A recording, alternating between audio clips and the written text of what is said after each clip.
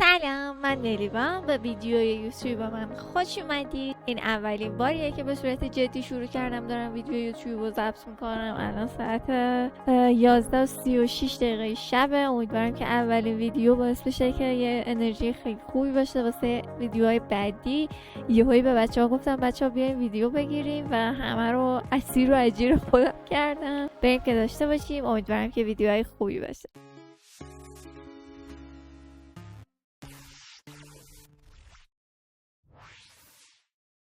سلام عرض میکنم خدمت تمام بیننده هایی که دارن ویدیو ملیوار نگاه میکنن. حسین سیدی هستم. خاک پاتون. چطوری آقا؟ مرسی از حسین رو آوردیم اینجا آقا. پشت صحنه سنگین عزیز رو داریم. سنگین قسمت پانیشمنت ها رو هندل کرد واسمون. حسین سوالا رو در آورد و توی این برنامه قراره که یه سری سوال تنظیم شده که من جواب بدم. اگه جواب ندم قراره که مجازات بدم. حالا بریم ببینیم هم سوالات چیه هم مجازات ها چیه، چجوریه. خلاصه امیدوارم که به خیر بگذره. خب دوست داری با سوالهای آتشین شروع کنم یا ملو شروع کنیم بریم جلو؟ هر طوری که راحتی. نمیدونه. ببین با سوالهای ملو بخوام برم جلو. سوال اول، اهل کجایی؟ بذار یه بایوگرافی کامل از خودم بدم. من ملیوان، 22 سالمه و اهل همدانم و مهندسی اپتیک و لیزرم رو لیسانسش رو گرفتم. الان دارم مدیریت میخونم دانشگاه آزاد و همین همدانم زندگی میکنم. خب سوالی که خیلی فکر کنم اون کسایی که دوست دارن ویدیو رو باز کردن که به خاطر همون ویدیو رو دارن میبینن، به خاطر همون الان کلا ویدیو رو باز کردن دارن نگاه میکنن. سوال دومه. سوال دوم، سینگل یا رل؟ سینگلم. خیلی سری جمعش کردی. خیلی وقت مثل این که سینگلی، ولی خب آره من کلا یه روحیه مرد ستیزی دارم توی خودم. خیلی وقته که سینگلم. به هیچ کس اعتمادی ندارم. مشکل تراست ایشو دارم و این خیلی باعث پیشرفتم شده تا اینجا. اصلا کمبودی احساس نمی کنم. خدا رو شکر. شما هم سینگل بمونید پیشنهاد میکنم. لطفا کسایی که این رل هستن و حتی اگر ازدواج کردن این ویدیو رو نبینن، بد آموزی داره. خب سوال بعدی، بزرگترین افسوسی که در حال حاضر داری چیه؟ بزرگترین افسوسی که در حال حاضر دارم اینه که چرا انقدر دارم تنبلی میکنم واسه کارم. خیلی احساس میکنم دارم وقت کشی میکنم و قشنگ مونده تو گلو. میتونم بیشتر ویدیو بگیرم، میتونم بیشتر استریم کنم، میتونم بیشتر انرژی بذارم، میتونم بیشتر یاد بگیرم ادیت بزنم و چیزایی دیگه. خیلی تو گلو مونده. اوکی، جواب خیلی قشنگی بود. حالا چیزی که الان هممون تو زندگیمون داریم، ولی خب سوال بعد، سوال چهارم بود. سوال چهارم، خیلی میخوام یهو آتشین بپرسم. آمادگیشو داری؟ بپرس. خود اگه 10 ثانیه وقت داشته باشی یکی رو بلاک کنی کیه؟ همه رو. خدا از اون دم شروع کنم. یه تیکه همه داره میزنم تموم. یه تیکه همه داره؟ نه نداره واسه بلاک نداره. خب من از همینجا، از همین ویدیو، از آقای پاول دورف درخواست میکنم که همچین قابلیت رو به تلگرام اضافه کنم. ممنونم. نه ولی واقعا تو 10 ثانیه بخوام یکی رو بلاک کنم. نره کیو بلاک میکنم؟ هر کیو دوست داشتم بلاک کنم کردم. کسی نیست بلاک نکرد. نه الان ببین یک اسلحه گذاشتن رو پیشونیت، میگن تا 10 ثانیه مهلت داری یکی رو بلاک کنی وگرنه میکشیمت. صالح اوکی. خب میریم سوال بعدی بدون معطلی. بزرگترین اشتباهی که در حال حاضر خیلی داری بهش فکر میکنی تو زندگیت کردی چی بوده؟ خیلی خودمو کوچیک کردم واسه آدما. فکر میکنم خیلی خودمو از دست دادم سر این موضوع. نباید این حرکت رو میزدم. خیلی نباید میرفتم تو موده این که نه تو رو خدا نرو تو زندگیم بمون فلان. لایقش. آره این حس رو دقیقا همه دارن. حالا خب یک سوال جنجالی. جان. از این سوالا خیلی دوست دارم. سوال جنجالی. شخصیتی که تو رو به فنا داد کی بود؟ یعنی چی کی بود؟ چجوری باید جواب بدم؟ ببین باید اسم بگی، یا اسم میگی یا مجازات میگم. مجازاتش چیه میشه بدون؟ مربای بالنگو میبینی؟ خب باید با ماژیک بری روشی خط بکشی. آی نه گناه داره بچه. این مربای بالنگ پسرمه، گوشه تصویر دارید میبینی. نه گناه داره بچه. یا اسم میگی یا ماژیک میکشی. یه بار دیگه سوالتو بپرس، امیدوارم هیچی وقت این ویدیو شخصیتی که تو رو به فنا داد کی بود؟ نه جدی جواب بده. ما هم واقعا شخصیتی که منو به فنا داد امیر بود اسمش. امیر. میخوای توضیح بدی یا نه؟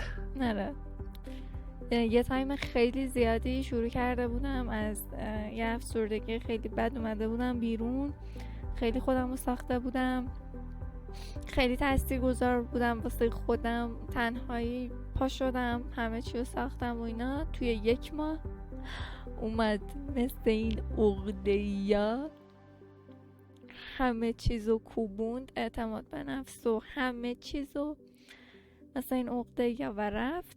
و من اینطوری بودم که خداحافظ هر امیری که توی زندگیمه. واقعا اونجا فهمیدم سر چی و امیر انقدر گیر میداده. حالا یک سوال دیگه. تا حالا شده دلت برای کسی تنگ شده باشی که نباید تنگ بشه؟ خوراکه. عالی شد. کار خودمه این. یعنی مثلا کس خاصی نیست، خیلیه. آره دیگه، هر برهه‌ای از زمان خب یکی بوده دیگه. اوکی اینو به جواب قبول میکنم. اوکی. تا حالا شده این سوال فکر کنم خیلی سوال مسخره باشه برای شما که استریمری و الان داری یوتیوب شروع میکنی. تا حالا شده به کسی لبخند بزنی و از ته دل ناراحت باشی؟ آره و انقدر قیافم ضایع میشه حسین. نه لبخند بزنی و ته دل ناراحت باشی یعنی چیز کنی، انگار بازیگری کنی. آره همون قیافم یه جوری میشه که انگار فلجم. فلج بدی میشه چون نمیتونم مینی که چیه اون صورتم نشون میده جایی دارم. آره خب سوال بعدی یکم دیگه از شخصی ها بیایم بیرون. سلبریتی کراشت در حال حاضر کیه؟ آقا نمیدونم شما رو خانوم کراش میزنی؟ آره شاید باورت نشه من رو خانوم. آقا خب بگو فرقی نمیکنه، یه دونه آقا بگو یه دونه خانوم. آقا ندارم واقعا ولی مگه میشه؟ خانوم الناس شاکر دوست. بله الناس شاکر دوست عزیزم. آقا ندارم. آقا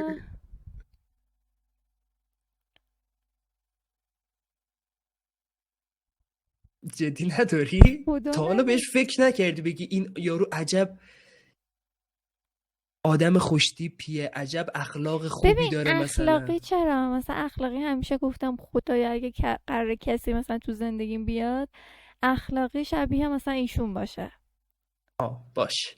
اون رامبد جوانمون رو دوست داشتم که جای خب فقط همین دیگه، یعنی واقعا نشده؟ نه اینجوری نیستم که بگم مثلا این فیلمش اومد مثلا ببینیم. نه نیستم. خب خدایی نه. جواب عجیبی بود ولی قبول میکنم. خب یک سوال دیگه. بدترین حرفی که یکی بهت زده که خیلی حالتو بد کرده چی بوده؟ خیلی باید فکر کنی. من میدونم مثلا چی بوده. دبستان بودم. شاید خیلی حرف مهمی نباشه ولی خیلی تو اون برهه. خب دبستان بودم حالم بد شد، زنگ میزنن اولیا بیان. خواهرم اومد دنبالم. خواهرم خب خیلی از من بزرگتر، 7 سال بزرگتر. و اومد و یهو فرداش یکی از بچهای توی مدرسه برگشت گفت تو خیلی از خواهرت خوشگل تری یا که بگو خواهرت نیاد مامان بابات بیان دنبال.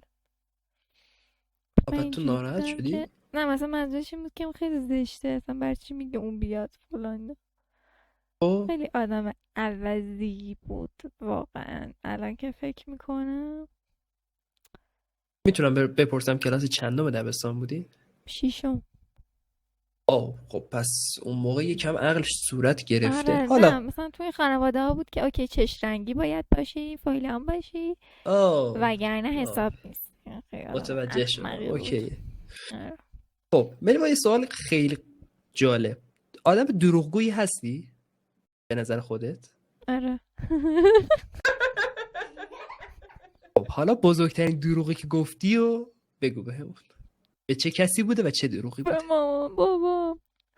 با پسرها حرف میزدم بعد میومدن تو اتاقم مثلا یا میگفتم آره سوگن خوبه مرسی سوگن ممنون ستایش ممنون فلان، ولی همه‌شون پسر بودن و دوستای گیم هم بودن. فکر نکنین که خبری بود. آره همین دوستای گیم و تی اس اینا بود.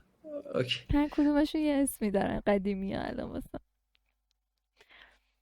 الان در حال حاضر آدمی خودتو میبینی که زود بقیه رو بلاک میکنه یا زود بقیه رو میبخشه؟ زود بلاک میکنه. یعنی دیگه حوصله و حال اصلا چیزا رو نداری. اوکی. فقط بلاک. خدافظ. خب یه سوال خیلی جالب. اگه قرار باشه یک نفر رو از زندگیت حذف کنی همین الان کیه؟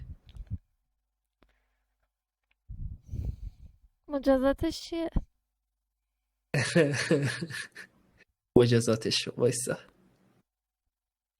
یک دونه از لیپستیکاتو یا همون رژ لبتو با کف دستت له میکنی جوری که دیگه نشه استفاده کرد.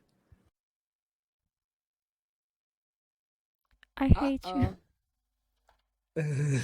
همین الان بکنم؟ اونی هم که خیلی دوست داری رو لطفا این کارو باش بکن. ببین جوری نباشه که مثلا زرنگ بازی در بیاری. خدایی اونی که خیلی دوست داری رو انجام. واقعا دوستش دارم که خریدم دیگه اسکولم مگه. خب یعنی نمیخوای جواب بدی، میخوای بکنی؟ آره میکنم. باشه چون واقعا پاسا میشه اگه جواب اینه. همین الان زدم. با کف دستم نمیشه مثلا بزنم با کف بشقا؟ چرا بزن جوری که خراب بشه و دیگه نشه استفاده کرد. با هر جا. مصرفگرایی بچه ها مصرفگرایی. اینجوری شد دیگه نمیشه استفاده کرد. جدی تهشو در آوردم. خب تمام شد.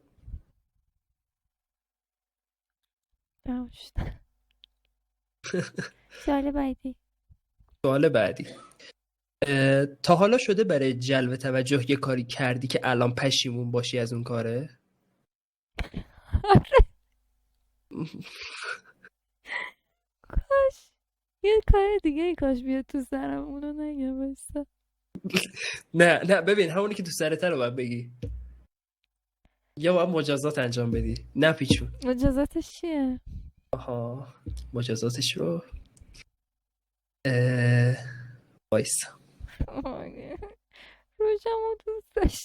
تا آخر ویدیو خودتو یه جوری میکاپ میکنی که انگار قراره تا آخر عمرت کسی نگیرتت یا به اصطلاح بتوشی. من هر جوری باشم نمیترشم. Oh my god! واو! الان میشه یه دقیقه ما رو نزنیم بسد یا این کارو میکنی یا جواب؟ اوکی جواب میدم. خب واسه تهران گیمینگ ویدیوهای آموزش سمپ گرفتم با قیافه خودم. اون ویدیوها افتضاحن، تو رو قرآن پخششون نکن. خب من از همین الان پیگیرش میشم برای اون ویدیوها بچه. خب شده اشتباهی به کسی پیام بدی که نباید میدادی؟ فکر من سنگینم. حالا نمیخواست اینو بکوبی بنده خدا اینجا. و اگه پیام دادی چی نوشتی؟ آره شده بود ولی یادم نمیاد کی بود. وایسا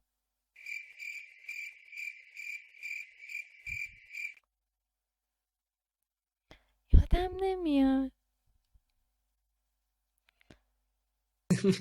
اگر یادت نمیاد که من آدمیم که درد و دل میکنم، بعد مثلا میرم پیوی طرف هی مینویسم درد و دل میکنم، بعد از خودش ناراحت باشم این کارو میکنم. به دستم میخواستم بنویسم پاک کنم فقط برای اینکه آروم شم، بعد فرستادم واسش درد و دل رو، مثلا اینکه تومار نوشتم و دیو سنت شد، بعد اونم همون لحظه سین کرد. در کسایی که مثلا این اتفاق براشون میفته مثلا میرن تو پیوی یه فردی فوش میدن بعد پاک میکنن، سندش نمیکنن. نه من دلم گرفته بود داشتم چیز. اوکی. آخرین باری که از ته قلب خوشحال شدی کی بوده؟ فکر کنم یه هفته پیش. و چی بوده؟ 1-2 هفته پیش. خیلی وضعیت استریمم رو به راه شد، خیلی خوشحال بودم و واقعا خدا رو شاکر بودم از این موضوع و با آرامش خاطر خوابیدم. یعنی یه نفس عمیق کشیدم و خوابیدم، گفتم ایول شد. ببین یه سوال میپرسم خیلی رک جواب بده. اگه الان یکی بیاد دایرکتت و بهت بگه دلم برات تنگ شده چیکار میکنی؟ میبینم کیه، خیلی واسم مهمه که اون کیه. 99% خیلی بد جوابشو میدم، 1% ممکنه که خوب جواب بده. در 99% مواقع انگار مثلا اوکی قبول میکنم. ولی با اینکه خیلی 99% هم اگه بد جواب دادم که ذره با هم را بیاین قرقرامو تحمل کنین اوکی میشه. خب دوستان دارین اخلاق ملیوا رو میفهمید. از روی گوشیت همین الان توی دوربین نشون بده آخرین سرچ چی بوده؟ مجازات چیه؟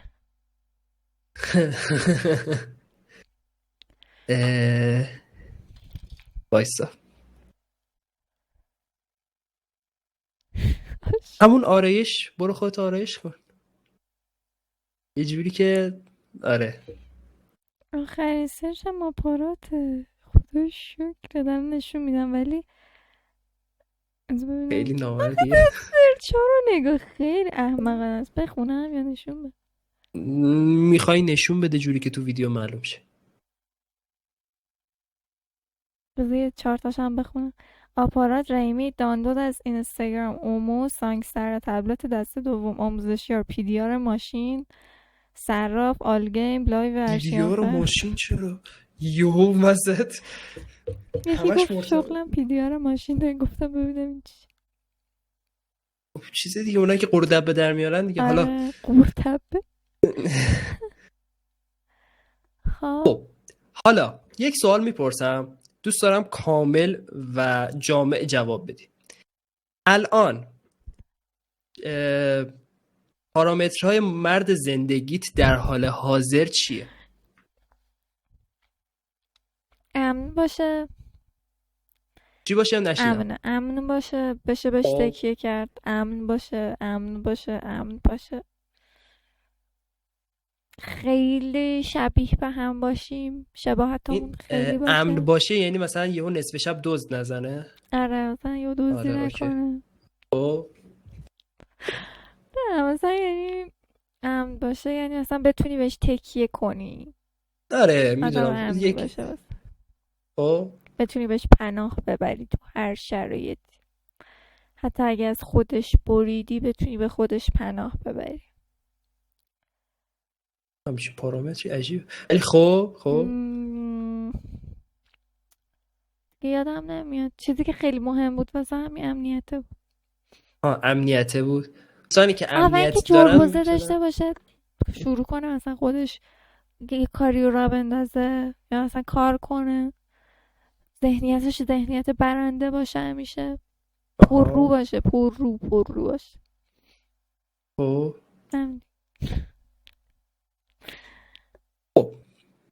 خوبه. دوستانی که هر کدوم از این پارامترها رو داشتن میتونن کامنت بذارن و ما کامنتشون رو پاک کنیم. ممنونم. آخر درست شد. یه سوال دیگه بپرسم خیلی سطحیه. قیمه یا قرمه سبزی؟ هیچ کدوم. مگه میشه؟ متنفرم. حداقل کرفس.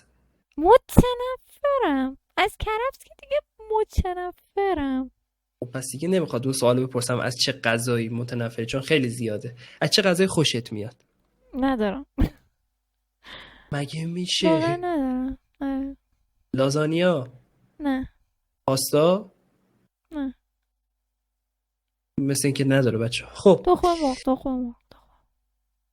تخم مرغ. اوکی. تخم مرغ واقعا داره. از چند نفر توی زندگیت پشیمونی؟ عدد بگو، اسم نگو. چه چند نفر پشیمون؟ یعنی میدونی انگار پشیمونی که اینا رو وارد زندگیت کردی. عدد بگم؟ عدد بگو.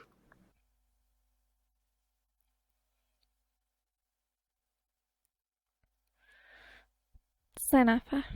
نه وایسا.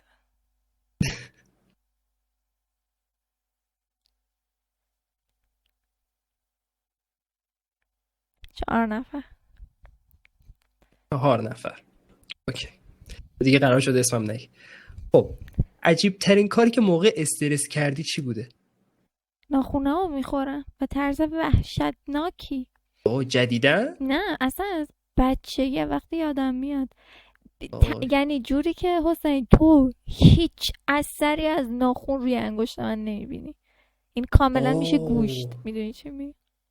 من خودم یه زمانی همینطوری بودم، بعد دیگه واقعا تصمیم گرفتم نباشم و دیگه نخوردم دیگه از اون موقع بعد. خیلی سخته. خیلی آره، همت میخواد. حالا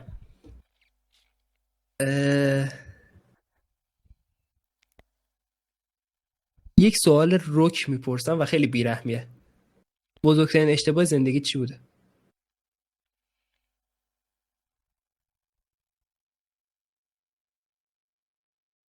تنبلیمو کنار نذاشتم و تلاش کنم. خیلی ازش پشیمونم. یعنی هنوزم ازش پشیمونی که تنبلی تو کنار نذاشتی؟ و هنوزم تنبلم. جالب اینجاست. یه سوال میگم باید فکر کنی، چون من خودم الان بخوام جوابشو بدم باید فکر کنم. اگه فقط یک جمله حق داشتی به عشق قبلیت بگی چی بود؟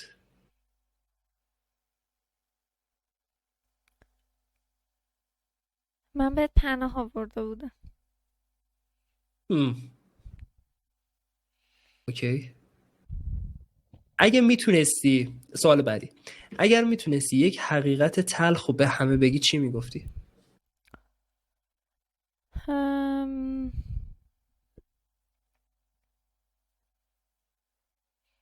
زیبایی معیار خاصی نداره. یعنی چی زیبایی معیار خاصی نداره؟ معیار خاصی نیست منظورته؟ زیبایی هیچ معیاری نداره.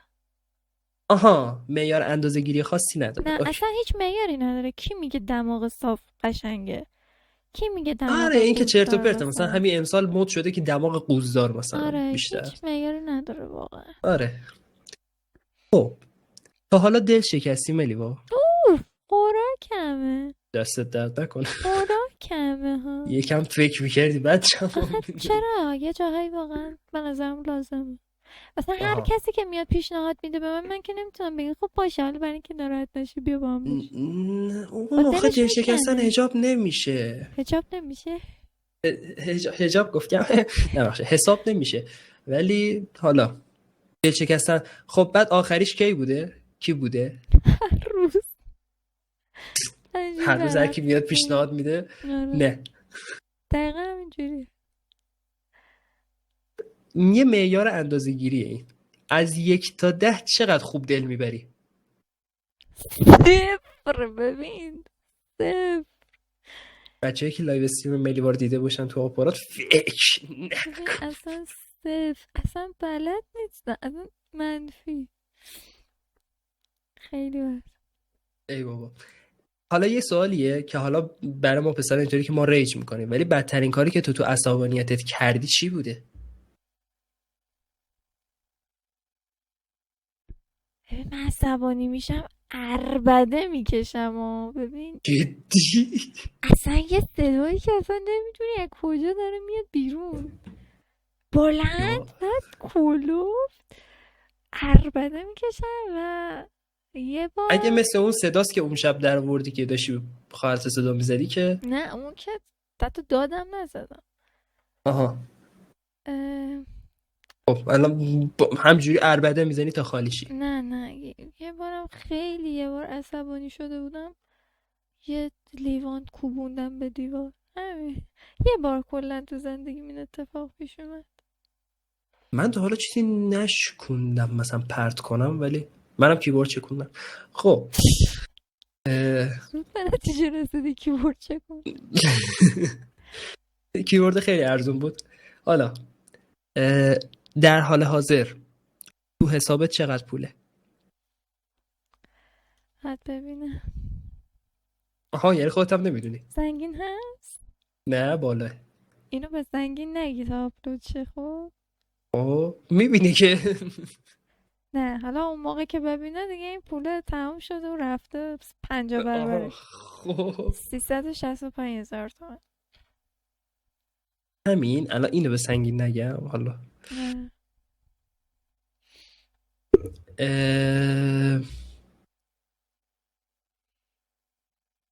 به نظرت الان در حال حاضر آدمی که دوست داری به عنوان رفیق، به عنوان دوست، به عنوان همبازی وارد زندگیت بشه، مثلا آدم جدید، میدونی دیگه منظورم چیه، آدم جدید وارد زندگیت بشه، ترجیح میدی دختر باشه یا پسر باشه؟